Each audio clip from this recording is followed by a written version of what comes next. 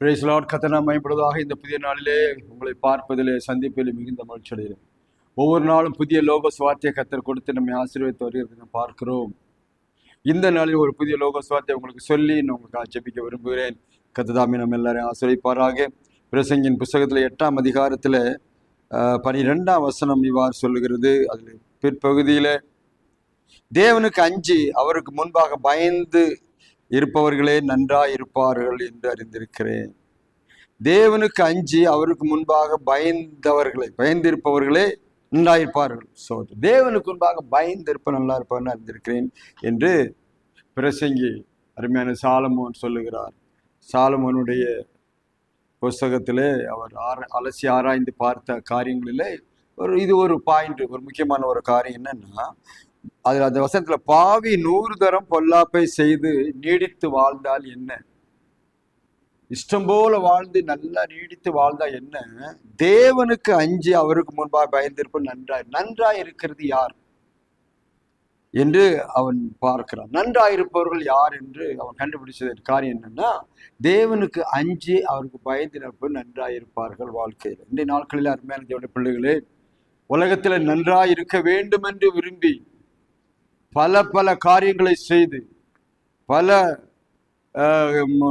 நாடுகளுக்கு சென்று பல வேலைகளை செய்து பல முயற்சிகளை எடுத்து நன்றாயிருக்க வேண்டும் என்று நான் வாழ்ந்து கொண்டு இருக்கிறார்கள் ஜனங்கள். சோதனை பாருங்க, மேல சொல்லும் போது பாவிகள் 100 தரம் பொல்லாப்பை செய்து, எவ்வளவு பொல்லாப்பு மேல ஒரு காரியம் நல்லா சேர்ந்து எவ்வளவு பொல்லாப்பு செய்யறாங்க, எவ்வளோ கஷ்டப்படுறது, மற்றவங்களை எவ்வளோ கஷ்டப்படுத்துறாங்க, மற்றவங்களை எவ்வளோ ஏமாத்துறாங்க, எல்லாம் செய்து அவன் வாழ்ந்தால் என்ன, அவனுக்கு என்ன பிரயோஜனம்?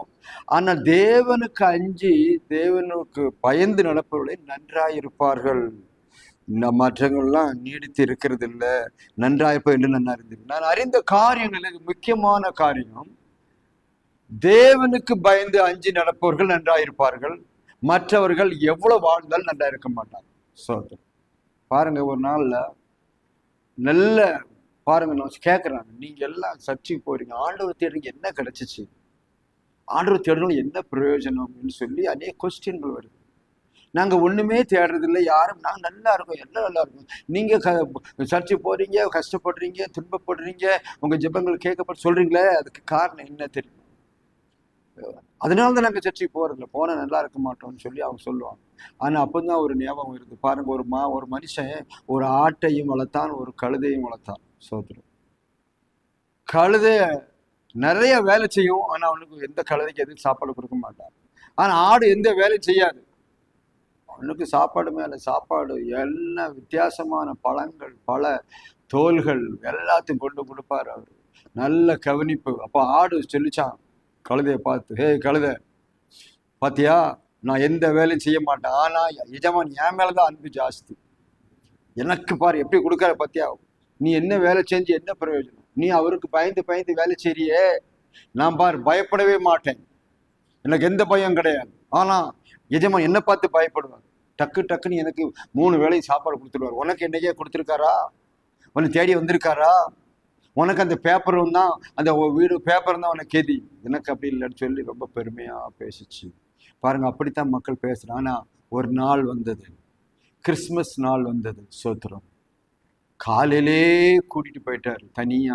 அந்த ஆட்டை காலையில 4 மணிக்கே கூட்டிட்டு போகும்போது சொல்லிச்சான், பாத்தியா, உங்ககிட்ட இருந்து சாப்பாடு போட்டா சரியில்லைன்னு தனியா கூட்டிட்டு போய் சாப்பாடு போட போறாருன்னு கூட்டிட்டு போய் அங்க அந்த கழுதை பார்த்துக்கிட்டு இருக்க தூரத்துல கொண்டு போய் என்ன பண்ணாருன்னு தெரியுமா?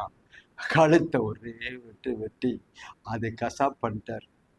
இதை பார்த்த உடனே கழுத துள்ளி குதிச்சு, ஐயோ என்னை காப்பாத்தினதுக்காக, பாருங்க, என்னை காப்பாத்தினதுக்காக நன்றின்னு சொல்லி தேங்க்ஸ் சொல்லிச்சான். இந்த எஜமான் மேல ரொம்ப வருத்தத்தோட இருந்த கழுதை இன்னைக்கு ரொம்ப தேங்க்ஸ் சொல்லிச்சான். பாரு, தேங்க்ஸ், ஓ என்ன வெட்ட மாட்டேன், ஏன்னா கழுதையை வெட்ட மாட்டான். கழுதை வேலை செய்யுது, ஆனா அதை கவனிப்பாரு இல்லை, இங்க வேலை செய்யல கவனிப்பு. இன்னைக்கு பாருங்க, ஆண்டவர் வணங்காதவங்க நல்லா இருக்கிறாங்க, 100 தடவை பண்ணி இது பண்ணி நல்லா இருக்கிறாங்க. ஆனால் நன்றாயிருப்பவர், கர்த்தருக்கு முன்பா நன்றாயிருப்பவர் யார் தெரியுமா? கர்த்தருக்கு பயந்து நடக்கிறவங்க, அஞ்சு நடக்கிறவங்கன்னு சொல்லி இந்த சாலமோன் கண்டுபிடித்ததை நான் சொல்றேன். இன்னைக்கு நிறைய மக்கள் அப்படிதான் இருக்கிறாங்க. எங்களுக்கு வாங்க யாரும் எங்களுக்கு கடவுளே கிடையாதுன்னு சொல்றேன், ஆனா நான் நல்லா இருக்கேன், நீ கடவுள் இருக்குன்னு சொல்லி போற, நீ எப்படி இருக்கு பாரு என்று சொல்லி கம்பேர் பண்ணி கொண்டிருக்கிற காலத்தில் இருக்கிறோம். சாலமோன் சொல்லுகிறார், தேவனுக்கு அஞ்சி. பாருங்க, இந்த பாவி 100 தடவை அவன் 100 தடவை பொல்லாப்பு செய்து நல்லா வாழ்ந்து இருந்தாலும் அவனுக்கு என்ன பிரயோஜனம் கிடையாது. ஒரு நாள் கசப்பு கடைக்கு போறது போலதான் போகணும். ஆனா அதே சமயத்துல கஷ்டப்பட்டு துன்பப்பட்டு பிரச்சனையோடு சாப்பாடு ஒழுங்கா இல்லாம கழுதை பொதி சுமந்து கஷ்டப்பட்டுக்கிற வேலையிலும் கூட அந்த கழுதைக்கு ஒரு ஆசீர்வாதம் உண்டு. அது என்ன தெரியுமா? எஜமான் கொடுக்கிற ஆசீர்வாதம் நன்றா இருக்கும். அதுக்கு மரணம் இல்லாம நன்றா இருக்கும். ஆனா அது மரணித்து போகும். சோத்திரம். இதுதான் நாட்கள் நடந்து கொண்டிருக்கிறது. காலையில் அருமையானவர்களே, நீங்கள் யோசனை பண்ணி கொண்டிருக்கிறீங்களா? மற்றவெல்லாம் நல்லா இருக்கானே, நான் நல்லா இல்லைன்னு யோசிக்கிறீங்களா? கர்த்தர் உங்களோடு இந்த காலையில் பேசுகிறார். பயப்படாது, நான் உன்னோடு இருக்கிறேன். நீ எனக்கு பயந்து நடப்பை நான் அறிந்திருக்கிறேன் என்று கர்த்தர் சொல்லுகிறார். என்னுடைய வார்த்தை நீ செவி கொடுத்தபடினாலே நான் உன்னை உயர்த்துவேன் என்று கர்த்தர் சொல்லுகிறார்.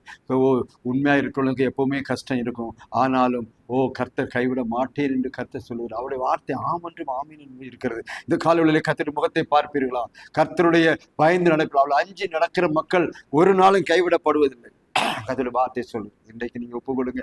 இந்த அருமையான காலை வேளையிலே நீங்கள் ஒரே துன்பத்தில் இருக்கலாம். எத்தனை வருஷங்களாம் ஜெபிப்பது, எத்தனை வருஷம் கஷ்டப்படுவது, எவ்வளவு நாள் நான் சபைக்கு போய்கொண்டு எனக்கு ஒரு நன்மையும் கிடைக்கலையே என்று சொல்லிக்கிறாங்க.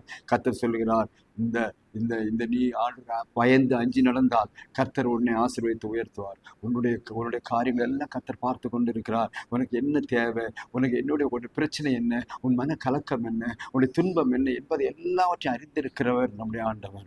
அறியாத தேவன் அல்ல. நமக்காக பாடுகளை பட்டவர், மனிதனாய் வந்தவர். நம்மளுக்கு பிரச்சனை என்ன இருக்கிறது நன்றாய் அறிந்தவர் தான் சொல்கிறார். நம்மை பற்றி தெரியாத பிரதான ஆசிரியர்கள் எல்லாம் அறிந்த ஒரு ஆசாரி நமக்காக இருப்பதனால் நீ கவலைப்படாது. கர்த்தர் எல்லாவற்றையும் மாற்றி கொடுப்பார். உங்க வாழ்க்கையை தலைகளாய் மாற்றுவார். இன்றைக்கு இருப்பது போல் நாளைக்கு இருக்க மாட்டீங்க. உன் வாழ்க்கையை கர்த்தர் உயர்த்தி கொண்டே போவார். ஆனால் தேவனுக்கு அஞ்சி நடப்பவர்கள் நன்றாயிருப்பார்கள். 100 தப்பு பண்ணி பாவம் செய்து எல்லாம் பண்ணவங்க அவர்கள் அழிந்து போவார்கள் என்று சொல்லப்பட்டிருக்கு. உங்க வார்த்தை எப்படி? இன்னைக்கு நீங்க ஆண்டுக்காக உயர்ந்து நடக்க விரும்புறீங்களா? நன்றாயிருக்கணும்னு ஆசை இருக்குதா? கொஞ்சம் இந்த காலத்துல கஷ்ட காலம், கொஞ்சம் நாட்கள் கஷ்டப்பட்டு பின்பு ஆசீர்வாதமா இருக்க கர்த்தர் உங்களை அழைத்திருக்கிறார். மற்றவங்களை நீ கம்பேர் பண்ணி பார்க்காதீங்க. மற்றவங்க எல்லாம் நல்லா இருக்காங்க, நான் மட்டும்தான் இப்படி இருக்குன்னு நினைக்காதீங்க. கர்த்தர் பார்த்துக்கணும். அப்படிதான் பாருங்க. இந்த ஒரு வேலையும் செய்யாத ஆடு பாருங்க, நல்லா சாப்பாடு சொல்லிட்டே இருந்துச்சு. ஆனா ஒரு நாள் தெரிஞ்சது சாப்பாடு போடாத காரணம் என்னன்னு சொல்லி. இவருக்கு சாப்பாடு போட நல்லா கொடுப்பான், ஆனா கழுத்தை வெட்டிப்பான். சோத்தம். பிசாசு நல்லா கொடுப்பான், உலகம் நல்லா கிடைக்கும், ஆனா கடைசியில் அழிவுக்கு போயிடும். இந்த நாட்களில் கர்த்தர் உங்களை ஜீவன் சுகபலனை கொடுத்து காப்பாற்றுகிறார், இன்னும் காப்பாற்றுவார். அவரை நம்பி அவருக்காகவே வாழுங்க. அவரே நினைக்க போக்கில் வரத்திலும் நீங்கள் போகும்போது வரும்போது அவர் நினைத்துக் கொள்ளுங்கள். அவர் உங்களுக்கு எல்லாவற்றையும் செய்து கொடுப்பார். தற்காலத்துல கொஞ்சம் கஷ்டமா இருப்பதை பெருசா நினைக்க வேண்டாம். கர்த்தருக்காக நான் உமக்கு பயந்து நடப்பேன், பொல்லாப்பை விட்டு விலகுவேன், உங்களுடைய வார்த்தை நடப்பேன் சொல்லி ஒப்பு கொடுங்க. கர்த்தர் இந்த காலை வழியில் ஆசீர்வதிப்பாராக. தொடர்ந்து கர்த்தருக்காக ஒப்பு கொடுங்க. நான் உங்களுக்கு அந்த காலை வழியிலே ஜெபிக்கிறேன்.